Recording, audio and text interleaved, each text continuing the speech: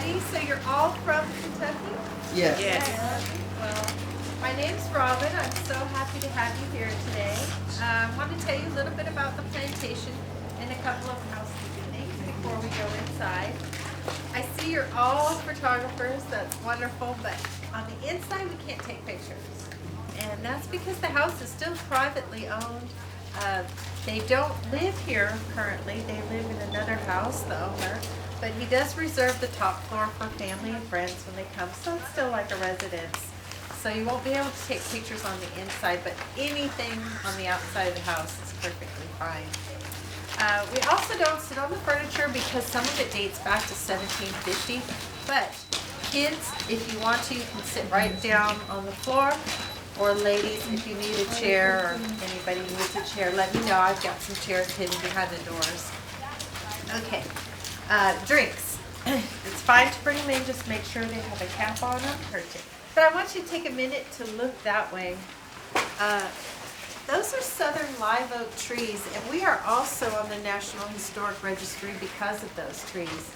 They date back, the very first ones that you see right close to this fence are about 400 to 500 years old.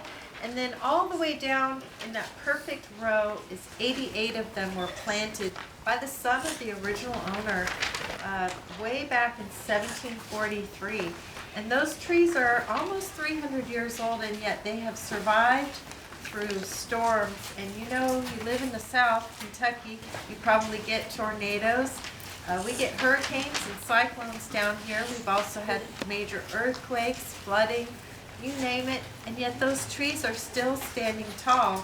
And I want to tell you how they have stayed so strong all these years. So on the very top where they canopy over above, see how the tree tops join together? It took them 200 years to grow together like that. But underneath in the soil, way deep down, their roots are grown together right away. And they do that on purpose because if one of the trees gets sick or is dying or it's thirsty, the other trees will send it nutrients and water. So they literally have each other's back. And that's how they've stayed so strong. They're strong together. So, are y'all ready to go in the house? Just to see it? Okay, great. If you don't mind, just kind of wipe your feet. Shake that sand off and see how much sand we're So we're going to go in, and we're going to go to the left and down the stairs. Are you ready? How many slaves? At one time, they believe it was about 295, and that was at the height when it expanded from the original 400, 500 acres all the way to 4,200 acres.